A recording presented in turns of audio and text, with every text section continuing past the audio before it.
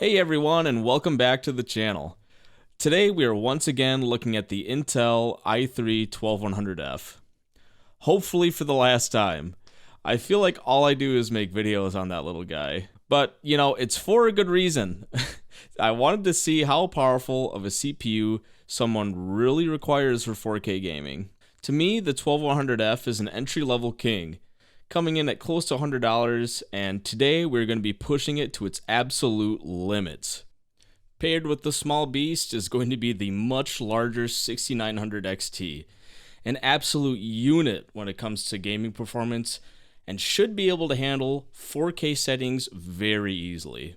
We're going to be doing a large variety of benchmarks with these two, starting at 4K, and then going down to 1080p, to really show the difference in CPU usage depending on your resolution. Then we will compare these with our Ryzen 5800X3D, which is the best gaming CPU on the market, to see how much the additional cost on your CPU is actually worth. For most of the 4K footage, I left VSync on in the games because, well, one, I'm an idiot and didn't know how to turn it off, but two, also when I ran the 4K tests on the 5800X3D in the past, it was capped.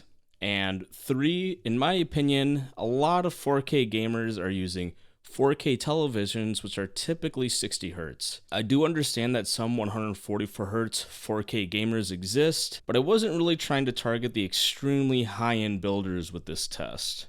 With introductions out of the way, let's take a look at some benchmarks. Starting out with Red Dead Redemption 2 at the maximum quality preset 4K resolution, we are easily keeping at the 60 FPS mark with no dips whatsoever. Taking a look at the GPU-CPU usage, neither one of them are being pushed very hard, although once in a while we see the GPU get into the upper 90s. Comparing it to the 5800X3D benchmark at the same settings, they are basically indistinguishable, except obviously the 5800X3D usage is quite a bit lower. Next, I decided to play some Doom Eternal, max settings, and once again with 4K resolution. The game was running perfectly at 60 FPS mark. Neither the CPU or GPU are being pushed very hard in this title either. So far, it's been a pretty good look for our unlikely duo. Let's try something a little more taxing. Cyberpunk 2077, with ultra ray tracing at 4K, ends up being a pretty rough outing, only averaging about 43 FPS. But if you look at the GPU usage throughout, we are sticking close to 100%, which is leading me to believe we are actually still experiencing a GPU bottleneck and not a CPU one. I decided to turn ray tracing off and just run the game at ultra, but still only average 43 FPS, which is pretty strange. But let's compare it to our 5800X3D benchmark. And wow! Ray Tracing Ultra at 4K averaged almost 90 FPS. Obviously, even though it appeared we were still in a GPU bottleneck if you just looked at the CPU-GPU usage, it is pretty clear after these benchmarks the 1200F is really hindering our performance in this game. You know, it's a big hit for the little warrior, but hopefully it picks itself back up in the next benchmark. Moving on to Elden Ring, this is a game hard capped at 60 FPS, so should be one of the best candidates for our locked 60 FPS setup. We are once again at the maximum settings, 4K resolution, and are running the game perfectly. With this test, we once again cannot push the duo anywhere near 100% usage. Next is Horizon Zero Dawn, probably the easiest game to run in our suite. And I decided to just start with the 5800X3D and 12100F benchmarks right next to each other to show we have identical performance once again at ultimate quality 4K resolution.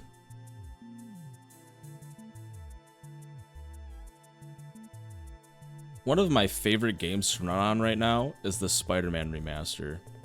It's pretty hard to compare apples to apples since there isn't a stock benchmark, but swinging around the city should give us a decent idea. We are running the max settings with very high ray tracing enabled, and FSR 2.0 is on. Because I couldn't get the game to run at a stable 60 FPS even with the 5800X 3D without FSR 2.0 enabled.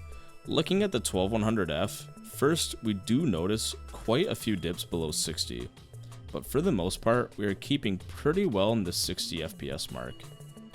Pulling up the 5800X 3D for a comparison, we actually see similar performance with some dips under 60 FPS here and there, although it's not quite as drastic. I will point out that even though it's hard to tell from the footage, playing the game felt weird on the 12100F. I can't explain it properly, but even though the FPS was pretty stable, things felt a bit more sloppy compared to playing the game on the 5800X 3D. The last 4K test I ran was something new to our testing, God of War. With this game, I figured out how to uncap the FPS, so that is a plus. Although it doesn't really matter a whole lot as the game runs pretty close to 60 FPS anyway. This is once again at the maximum settings, but please ignore the terrible gameplay as I could not figure out the keyboard controls for the life of me. But in this title, everything ran great and extremely smooth. When we compare it to the 5800X 3D, we once again see the GPU becoming our bottleneck and running roughly at the same FPS as the 12100F. Both CPUs are keeping the GPU usage at 99%, which is making the 6900 XT our bottleneck on both platforms.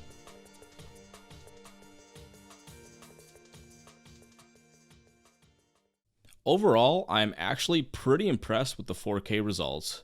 Cyberpunk 2077 was the biggest struggling point for the 12100F, but let's move on to 1080p and force a bottleneck. To start, unfortunately I had to skip Red Dead Redemption 2, Horizon Zero Dawn, and Doom Eternal. No matter what I tried, I could not get my capture card to record the game when removing VSync. It was the strangest thing, and capping the game at 60 FPS is pretty obviously a pointless metric for 1080p. So I just had to omit the tests. I never had this problem in the past, obviously, when looking at my previous benchmarks, and no amount of troubleshooting fixed the problem. If anyone has any ideas as to why, feel free to leave a comment. Our actual first game is going to be Cyberpunk 2077. At 1080p, we are pretty clearly CPU bottlenecked as the GPU never climbs past 80% usage, and the CPU is sitting around the 90s. We averaged 146 FPS with ray tracing ultra settings, but when we pull up the 5800X 3D for comparison, we averaged 201 FPS at the same maxed out settings, which slaughters the 12100F. And if you look at the GPU usage with the 5800X 3D, it's keeping close to or above 90% almost the entire benchmark. In Spider-Man, we are running the exact same settings maxed out with FSR 2.0 enabled, and honestly, at 1080p resolution, we are getting pretty similar performance. I didn't cap the FPS to 60 this time, so once in a while we go above 60, but we still get pretty frequent dips below 60 as well. Pretty strange to have such similar performance, but at 1080p we see the CPU usage being pushed much further. Comparing it to the 5800X 3D, we are seeing an improvement. We are averaging more easily around the 70 FPS mark, and we don't get dips below 60 like what we saw with the 12100F. Although it isn't really a huge home run, we're only really seeing about a 10 FPS difference. The last game we are looking at is once again God of War. And again, the game is running great at over 100 FPS, but our GPU usage is very low in this title, leading me to believe there's a CPU bottleneck again. Looking at the 5800X 3D comparison, we once again see a huge performance jump at almost 60 FPS over the 12100F. And the game keeping at a solid 99% GPU usage, keeping the 6900 XT as our bottleneck.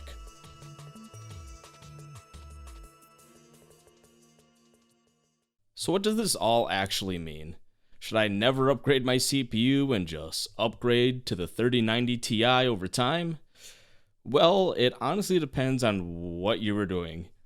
Even though the tests shown today are pretty damning, we did have one huge hiccup for the 12100F, and that was Cyberpunk 2077. And to be truthful, I think in the future, games are going to be built more like Cyberpunk than some of the other games shown in the tests. I was also limiting the tests to 60 FPS. So if you're a couch gamer, then yeah, don't over-index on your CPU costs. But if you want to go all out with 144Hz, 4K monitor, you will definitely want something better than the 12100F was capable of in the tests here. I am also showing the lowest end Intel CPU on the market, so we are going extreme on both ends, with the highest and lowest end gaming CPUs on the market. If you ask me, if you're a 4K gamer, you can easily grab something in between and run games perfectly while saving a couple bucks. And honestly, I'm going to go off script here for a second and just kind of talk about like the different CPUs on the market right now that you can grab for 4K. If you ask me, 12400F can go all the way up to probably 3090 Ti at 4K pretty easily. And I actually think I haven't really ran any tests. Maybe I should in the future because I do have a 12400F, but need to get a 3090 Ti to really properly test it. At 4K, I think it could probably push the 144 FPS and not really have a problem. When you're playing at 4K and you enable all these things like ray tracing and stuff like that, the CPU ends up really never being your bottleneck. I think in a lot of the tests you saw that the 12400F was honestly hardly even past 50-60% CPU usage. The times when you saw it really climb up, I think, is when we were enabling DLSS. And somebody in the comments can correct me if I'm wrong, because I haven't really done a whole lot of research on how the upscaling works. But I think when you start using upscaling techniques, that's when your CPU is going to start taking a bigger hit, because I think some of the upscaling gets put onto your CPU. There's also going to be more CPU demanding games out there. I mean, Cyberpunk clearly is one of them. But I think there's going to be other games in the future like that too.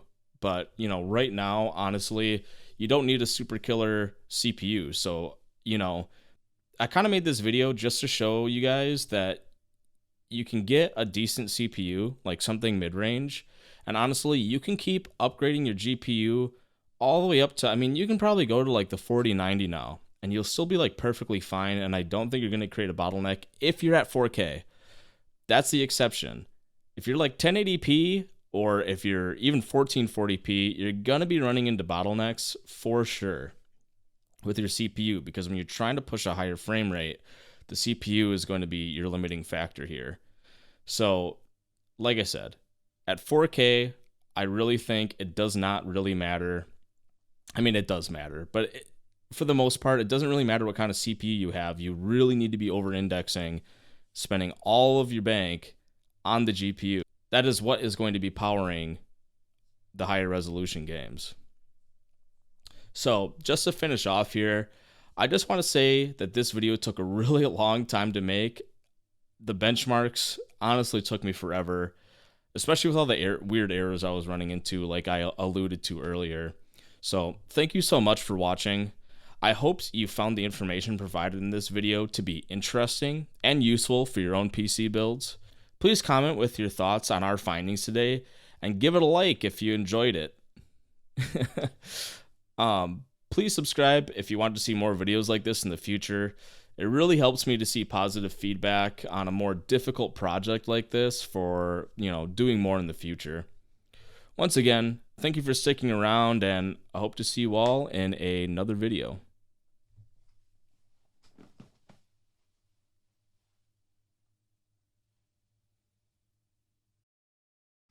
Should I do cat cam? Come here. Cat cam.